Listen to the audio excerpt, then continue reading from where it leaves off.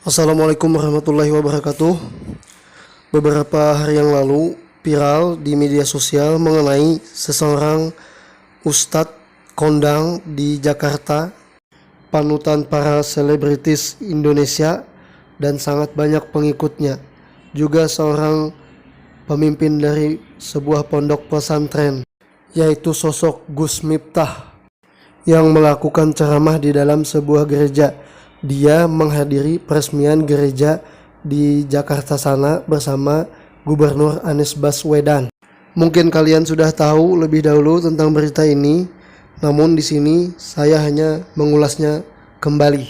Sebelum kita melihat cuplikan video ceramah dari ustadz tersebut di dalam sebuah gereja, sebelumnya saya meminta maaf yang sebesar-besarnya kepada Ustadz Gus Miftah dan juga kepada Anda semua yang menonton video di channel saya ini.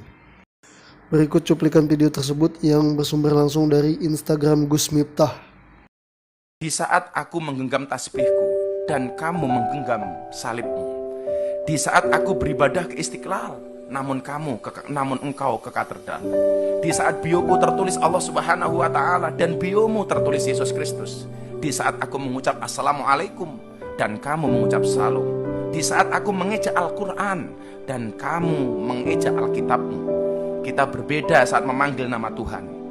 Tentang aku yang menengadakan tangan dan kau yang melipatkan tangan saat berdoa. Aku, kamu, kita. Bukan Istiqlal dan katedral yang ditakdirkan berdiri berhadapan dengan perbedaan namun tetap harmonis. Andai saja mereka memiliki nyawa, apa tidak mungkin mereka saling mencintai dan menghormati antara satu dan yang lainnya. Terima kasih. Salam. Assalamualaikum warahmatullahi wabarakatuh. Nah, Anda semua sudah mendengar dan menyaksikan ceramah dari Gus Miftah di dalam sebuah gereja. Anda juga telah mendengar dari Gus Miftah mengucapkan salam dengan salam ucapan orang agama Nasrani.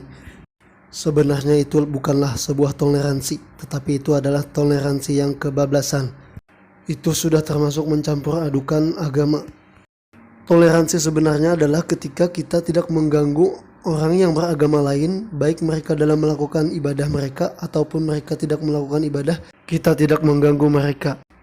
Bagi kita seluruh umat muslim di Indonesia ini dan juga di seluruh dunia, kita perlu mencontoh ulama-ulama yang tidak mencampur adukan agama.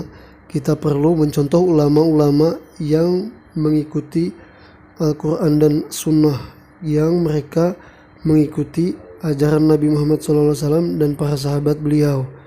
Dan kita harus mengikuti ulama-ulama yang mencontohkan untuk kita mencintai Ahlul Bait, keluarga Nabi SAW, cucu-cucu Nabi, para habib. Contoh yang benar dalam bertoleransi antar umat beragama telah dicontohkan oleh Nabi kita, Nabi besar Muhammad SAW, yang berdasarkan petunjuk Allah Ta'ala melalui firman Allah Ta'ala yang Allah Ta'ala abadikan dalam surat Al-Kafirun. Contoh yang benar juga dalam bertoleransi antar umat beragama telah dicontohkan oleh Khalifah Umar bin Khattab beberapa saat setelah penaklukan kota Yerusalem dari kekuasaan Romawi Timur Bizantium pada tahun 637 Masehi. Ketika itu Uskup Soporinus selaku juru kunci gereja Makam Kudus ingin bertemu langsung dengan Khalifah Umar bin Khattab untuk menyerahkan kunci pintu Baitul Maqdis. Ketika beliau Khalifah Umar bin Khattab dalam pertemuan dengan Uskup Soporinus, kemudian sampailah waktu salat dan kemudian Uskup Soporinus menawarkan beliau untuk salat di dalam gereja Makam Kudus, maka Khalifah Umar bin Khattab pun menolaknya dengan halus. Khalifah Umar bin Khattab meminta ditunjukkan lokasi reruntuhan kuil Sulaiman.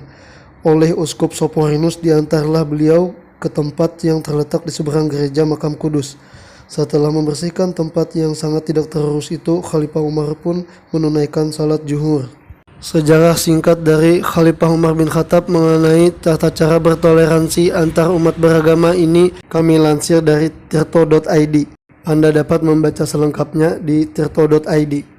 Nah, saudara-saudariku umat muslim di seluruh Indonesia, kita dan kalian semua telah mengetahui, atau jika kalian belum mengetahui, kalian bisa mencarinya sendiri di dalam ayat-ayat Al-Quran atau dalam hadis-hadis bahwa kita dilarang mencampur adukan agama kita dengan agama orang lain.